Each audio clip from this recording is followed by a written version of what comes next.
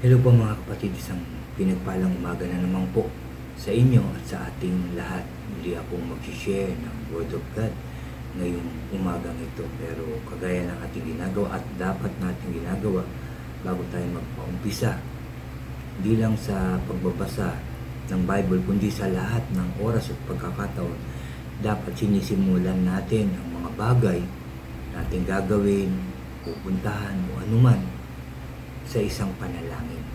Yan ang dapat natin tinatandaan, na unahin natin ang Diyos. Unahin natin ang lumapit sa ating Diyos. Kaya samahan niyo po ako, mananalangin muna tayo. Let us pray. Aming Diyos na makapangyarihan sa lahat, muli ka namin pinupuri, pinasasalamatan, sinasamba ka namin. Ama, muli po kami nagpapasalamat ngayong umagang ito. Unang-una, ginising mo na naman po kami ng maayos at malakas ang katawan. At binigyan na naman ng isang magandang pagkakataon, Lord, para makinig na naman, mag-aral na naman, magbasa na naman ng iyong salita. Lord, I pray na buksan mo po yung aming mga puso at isipan para sa aming mapabasa, mapapakinggan at mapapag-aralan. Para Lord, na lumusan namin itong maintindihan at hindi lang basta mabasa, hindi lang mapakinggan, kundi I pray na ito po ay aming maisabuhay sa pangalan ng Panginoon Hesus. Lord, samahan mo rin po ako, turuan mo ulit ako, Lord God, gabayan para lahat ng aking sasabihin ay galing lamang po sa iyong salita. Maraming salamat naman sa pagkakataon ito. At kiniklaim na naman namin, O Diyos, na tagumpay po ang aming gawain ito dahil ito po ay iyong inuutos at sa mga sumusunod sa iyong mga pinag-uutos ay sinasamahan mo, ginagabayan, pinoproteksyonan at pinagtatagumpay. Salamat po Lord, kaya we claim it na tagumpay na naman ang gawain ito sa pangalan ng Panginoon Hesus. Kaya muli, Ama, muli ka namin pinupuri at dapat pasalamatan sa lahat ng oras at pagkakataon ng aming buhay. Thank you, Father God. Thank you, Lord Jesus. Thank you, Holy Spirit. Sa tanging pangalan aming Panginoong Hesus, na aming tagapagligtas, at sa pakikipisan ng banal na Espiritu, lahat tayo ay magsabi ng Amen and Amen. At ito po ang aming channel.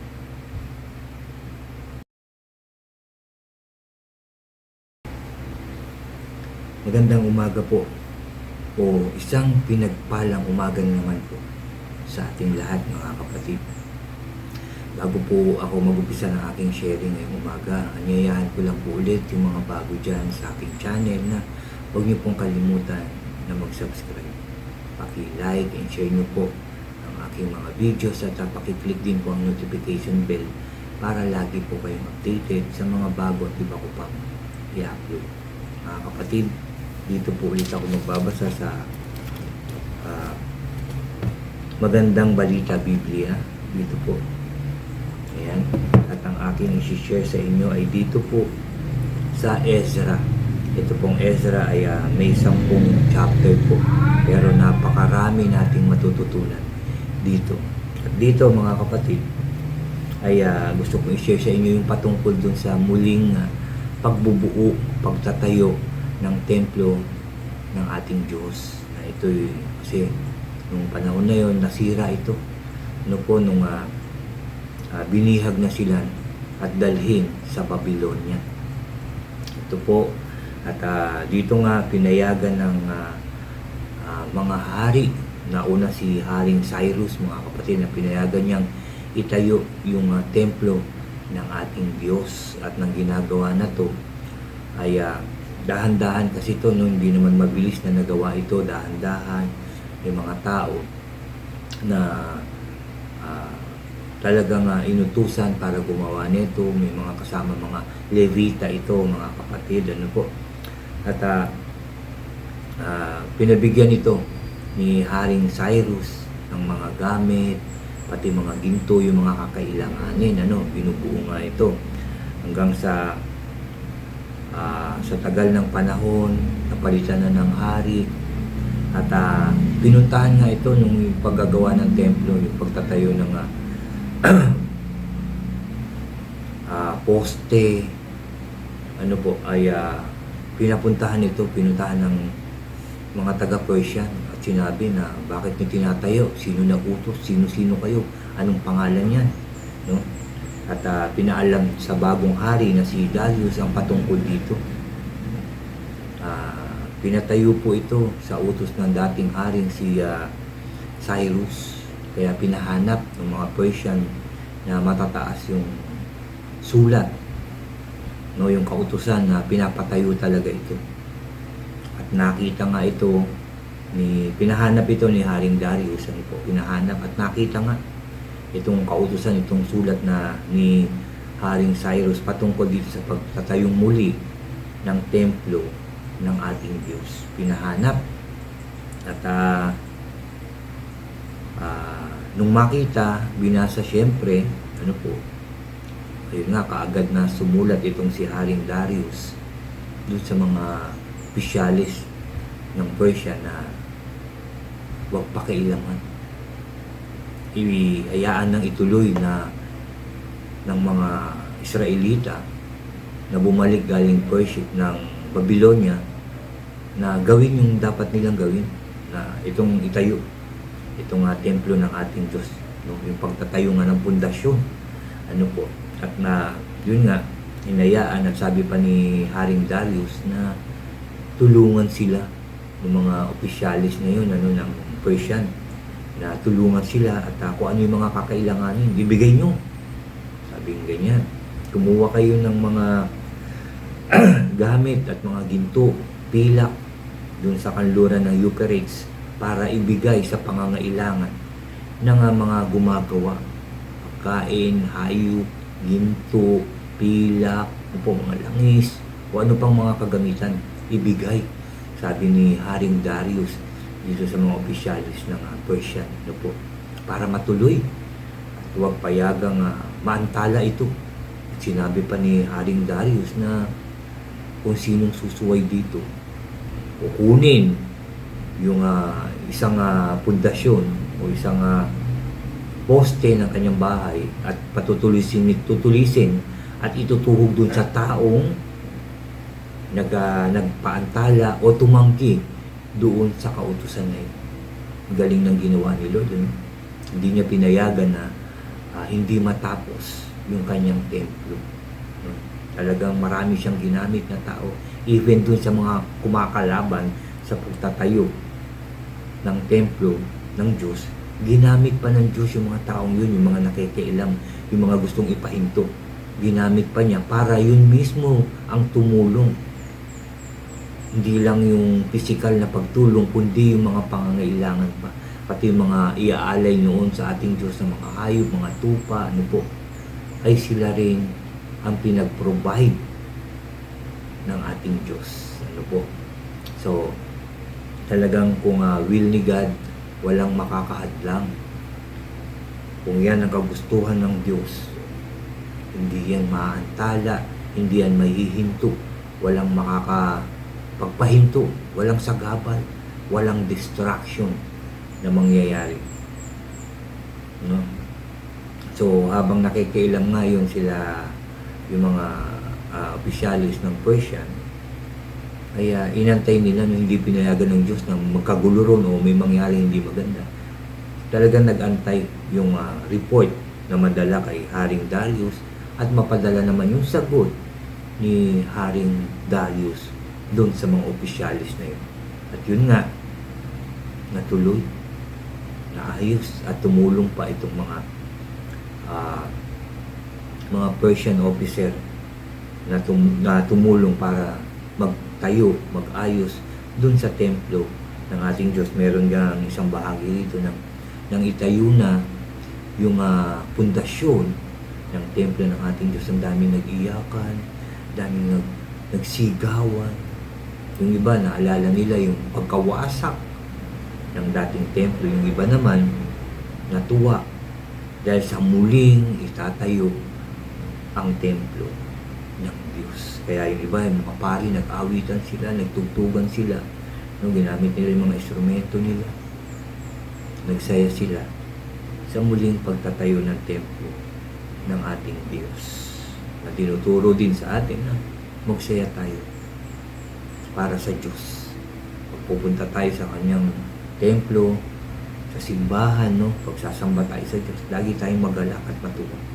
Dahil meron tayong maayos na sanctuary para purihin, sampahin, awitan, pasalamatan ang ating Diyos. Dapat masaya tayo, hindi yung pupunta tayo sa templo ng Diyos, sa sambahan, na dala-dala natin yung galit, no? Baka bago kayo magsimba, nag-away pa yung mga ganun. Dapat hindi. Ang dala natin yung kagalakan, yung excitement na tayo ay makapagpuri sa ating Diyos. Yan po. At dito po, ako pupunta sa chapter 7 na po ng sabi rito, dumating si Ezra sa Jerusalem. So puntahan muna natin yung umpisa, pero ang aking i-share sa inyo po ay dito sa verse 25 hanggang 26 po yung aking i-share sa inyo ng chapter 7. Pero sabi po rito, makalipas ang ilang panahon nang si Artaxerxes na, no, pagkatapos ni King Cyrus, ni King Darius, ito naman ang naghari na. Sabi rito, makalipas ang ilang panahon ng si Artaxerxes ang hari ng Persia, dumating mula sa Babylonia ang isang lalaking nagngangalang Ezra. Dumating na siya. Sinabihan siya at sinulatan ni Haring Artaxerxes. Ito nga yung sabi dito sa verse 11, may title itong ang dokumentong ibinigay ni Artaxerxes kay Ezra. Kasi sa verse 1 hanggang 10 po yung dumating si Ezra sa Jerusalem. Sa verse 11 naman, pababa ang dokumentong ibinigay ni Artaxerxes kay Ezra. Ito ang nilalaman ng liham na ibinigay ni Haring Artaxerxes kay Ezra. Ang pari at ekskriba na dalubhasa sa kautusang ibinigay ni Yahweh sa Israel. No, si Ezra nga po. Verse 12, buhat kay Haring Artaxerxes para kay Ezra na pari ng at ekskriba ng kautusan ng Diyos ng kalangitan. Ngayon, ipinag-uutos ko na sino man sa mga Israelita, mga pari man o mga Levita sa aking kaharian na gustong sumama sa iyo pabalik sa Jerusalem ay pinapahintulutan.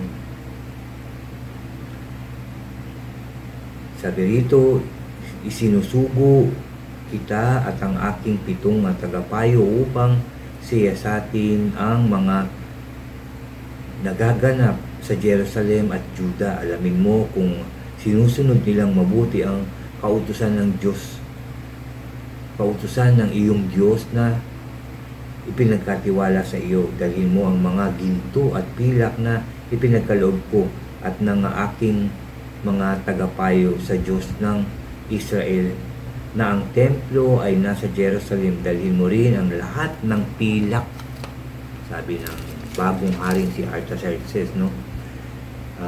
Gintong pinagkaloob sa iyo mula sa buong lalawigan ng Babylonia, gayon din ang mga kusang loob na handog na ibinigay ng mga Israelita at kanilang mga pari para sa templo ng Diyos sa Jerusalem.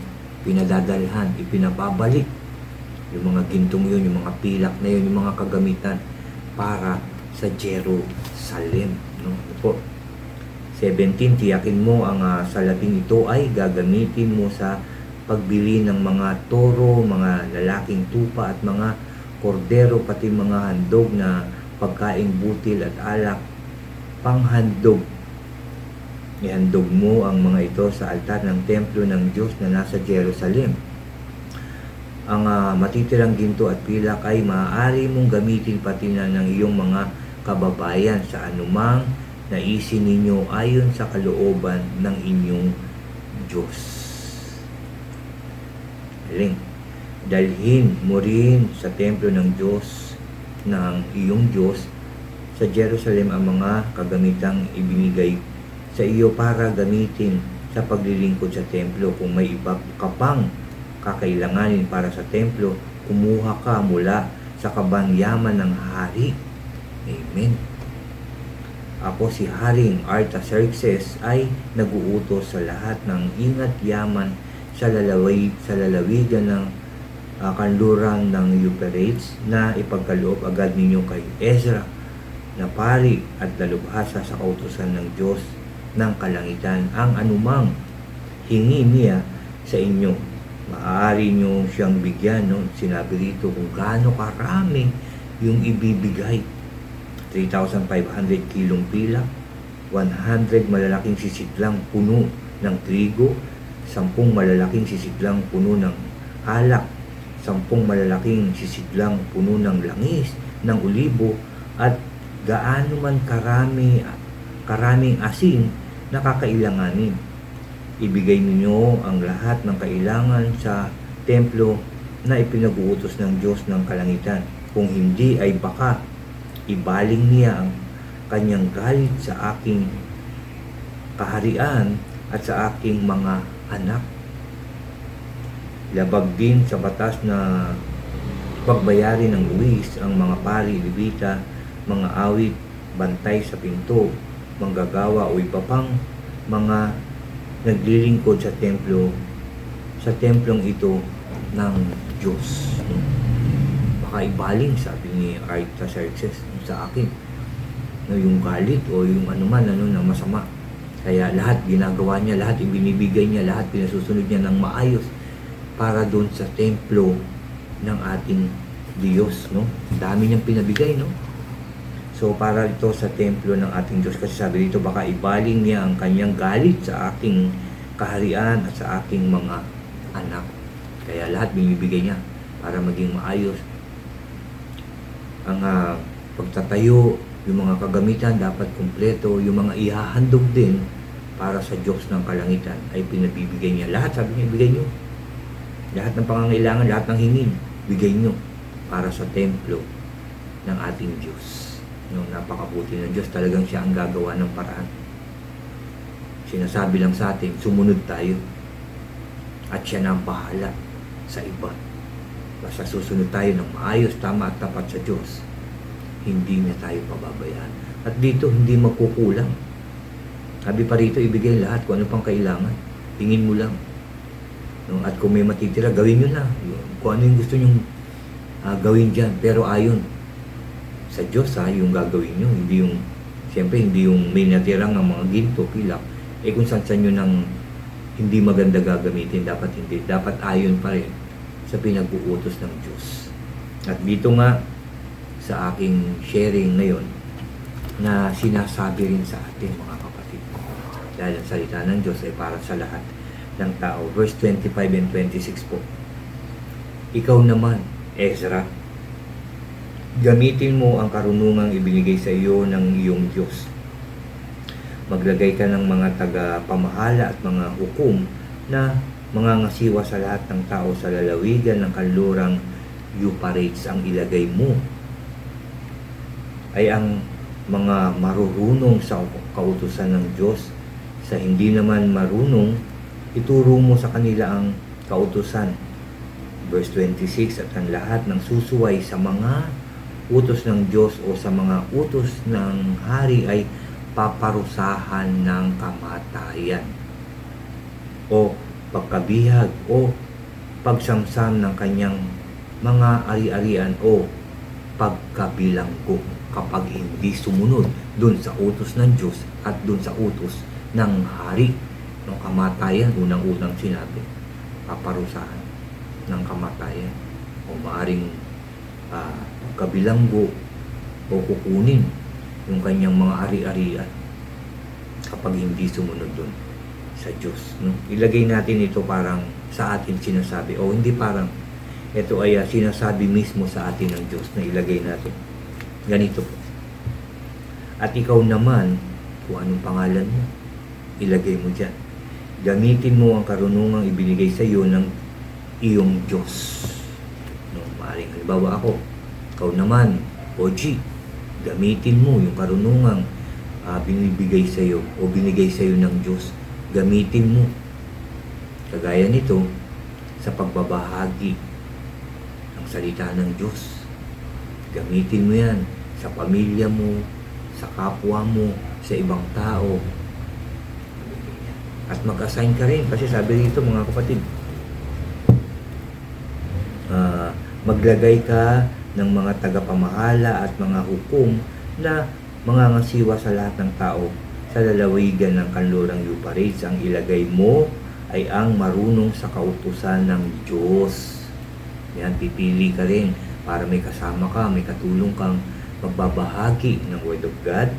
Sa hindi naman marunong, turuan mo sa kanila ituro mo sa kanila ang kautusan ng Diyos. At sinabi rito, ang lahat ng susuway sa mga utos ng Diyos at ng utos ng hari ay paparusahan ng kamatayan. So dun sa hindi pa nakakaalam, ituro natin, i-share natin yung ating natutunan, yung ating mga nababasa, yung ating mga napapakinggan, yung ating mga napapag-aralan. Ituro din natin.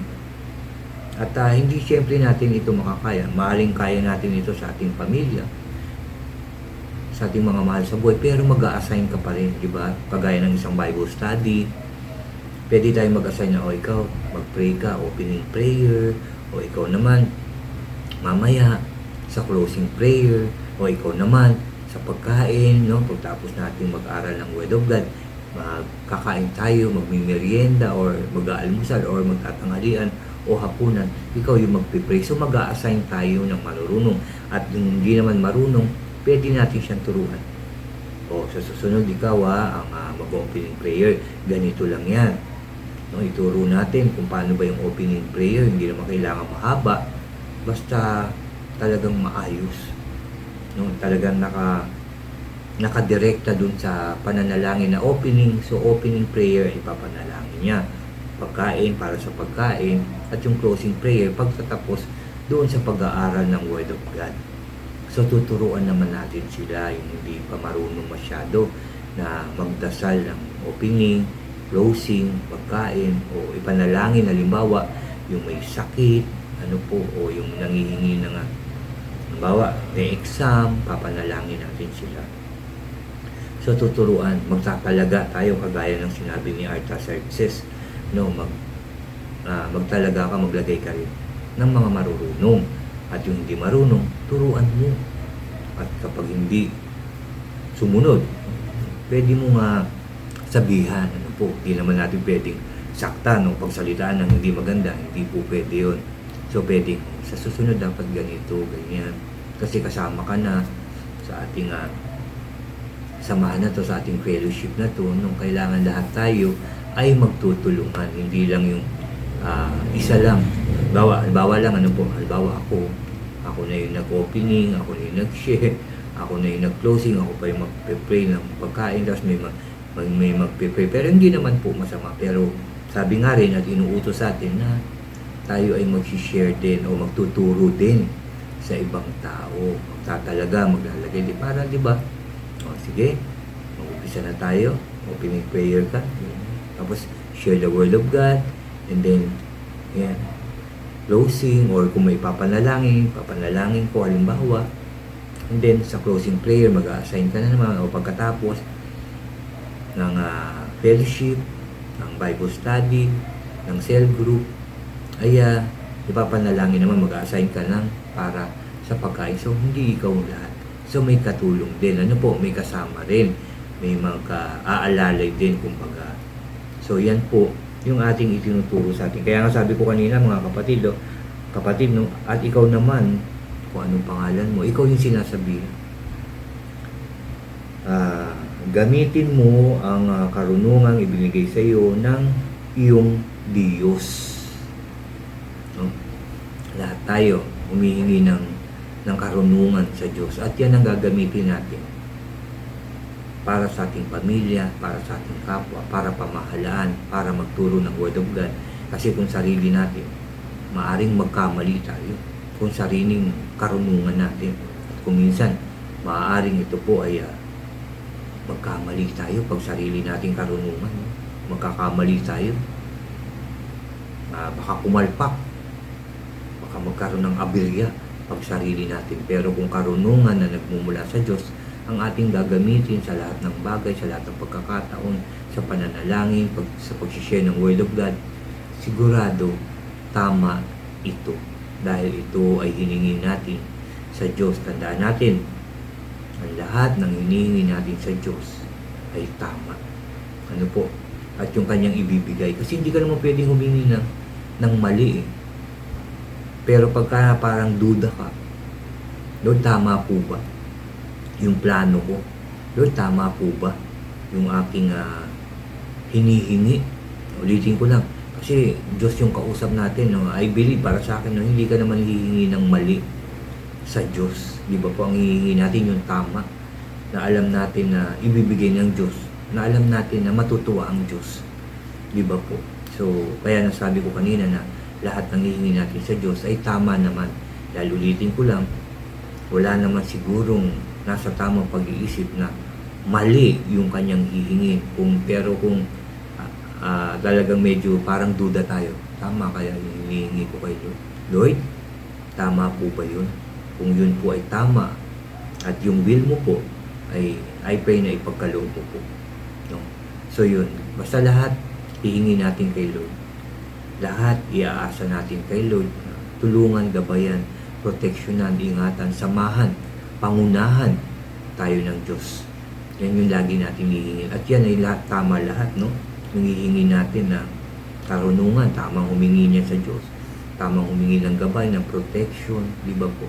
Tama yung mga yung bagay mo. Wala namang hihiling na mapahamak ang isang tao, ano po. So, I believe na lahat naman ang hihingi natin. I pray, no? Ito panalangin na maging tama ang lahat ng ating hihingi sa Diyos para siguradong matatanggap natin ito. At yan po yung aking sharing ngayong umagang ito dito nga po sa Ezra, at tumutok po ako dito sa Ezra chapter 7 verse 25 and 26 po yung aking i-share sa inyo. Ulitin ko lang to mga kapatid, ulitin ko. Pag binasa nyo to, no, basahin nyo muna yung Ezra 25-26. At ikaw naman, kung anong pangalan mo, at ikaw naman, Ellen, at ikaw naman, Rico, at ikaw naman, Rayland, at ikaw naman, diba? So, ganyan. At ikaw naman, Randy, Albana, ano po. So, yung mga ganon. Banggitin natin yung ating pangalan. Gamitin mo ang karunungang ibinigay sa iyo ng iyong Diyos. No? Kaya ilalagay mo yung pangalan. Sa iyo sinasabi, sa akin sinasabi, na yun ang gamitin natin. Yung karunungan na mula sa ating Diyos. Salamat sa salita ng ating Diyos na ating napagsalusaluhan ngayong umagang ito. Ito yung requirements. Ito yung talagang pinagagawa ng Diyos sa atin na magbasa, mag-aral, at magbahagi ng salita ng ating Diyos. Mga kapatid, muli tayo mananalangin, ipagpapasalamat natin ito. Dahil pagkakataong ibinigay ng Diyos ito, na nakausapin niya tayo. At ikaw nga, diba sabi niya, binanggit niya yung pangalan natin, binanggit niya yung pangalan ko. Kaya tayo ay magpapasalamat sa Diyos. Kayo rin, manalangin din kayo. Alam ko na nakikinig ang Diyos ngayong oras na ito. Magsiyuko tayo. Aming Diyos na makapangyarihan sa lahat, muli ka namin pinupuri, pinasasalamatan, sinasamba ka namin. Father God, salamat sa umagang ito na muli mo na naman kaming kinausap. Muli mo na naman kaming tinuruan at pinaalalahanan. Lord God, na ang karunungang hinihingi namin sa iyo, O Diyos, ay ito ang aming gamitin sa lahat ng oras at pagkakataon, lalong-lalo na sa pagbabahagi ng iyo pong mga makapangyarihang salita. Sa iyo pong mga salitang nagbibigay buhay, sa iyong salitang nagbibigay pag-asa. Yan po ang aming dapat gamitin, O Diyos. Salamat po sa pagsama mo sa amin. Salamat po sa pagturo mo sa amin. Salamat po sa sa pag-guide mo po sa amin, sa protection mo po sa amin. Salamat po. Salamat, Lord God. I pray na ang mga narinig na naman namin ngayong umagang ito ay maisabuhay namin. Bigyan mo po kami ng lakas ng loob, sipag, karunungan para maibahagi namin ito sa aming mga mahal sa buhay at sa ibang tao. Salamat po. Salamat po. Thank you for everything, Lord God. Thank you, Jesus. Thank you, Holy Spirit. Lord, nagpapasalamat din ako dahil naging maayos na ang panahon, Lord God. Dito sa Santa Rosa, Laguna. Maayos na po. Maaliwalas na po ang panahon. Dahil po yan sa inyong kaputihan at pagmamahal, O Diyos. Salamat po. Salamat po. Lord, I pray na ang lahat ng tao, Lord God, ay pakinggan mo ang mga panalangin. I pray kung ano man yung mga kahilingan ng bawat isa. I pray sa pangalan ng Panginoong Hesus, ito po ay iyong ipagkaloob. Financial man ito, pagkain, kagalingan sa sakit at karamdaman, kaayusan ng buhay, trabaho, Lord God, business, Lord God, o sa ministry, Lord. I pray pagkaloob mo po ito sa pangalan ng Panginoong Hesus. Maraming salamat po muli sa lahat ng pagpapala, O Diyos, sa kaligtasan, sa protection, sa security, Lord God, na pinagkakaloob mo sa amin. Salamat po. Salamat po sa inyong kabutihan, pagmamahal sa amin lahat. Thank you, Lord. Thank you, Jesus. Thank you, Holy Spirit. Muli ka namin pinupuri, pinasasalamatan, sinasamba ka namin sa tanging pangalan na aming Panginoong Hesus, na aming tagapagligtas, at sa pakikipisan ng Banal na Espiritu, lahat tayo ay magsabi ng Amen, Amen, and Amen po. Amen. Salamat sa ating Diyos. Salamat din sa inyong pakikinig, panonood ng aking videos, ng aking sharing, mga kapatid. God bless sa inyong lahat at God bless po sa ating lahat.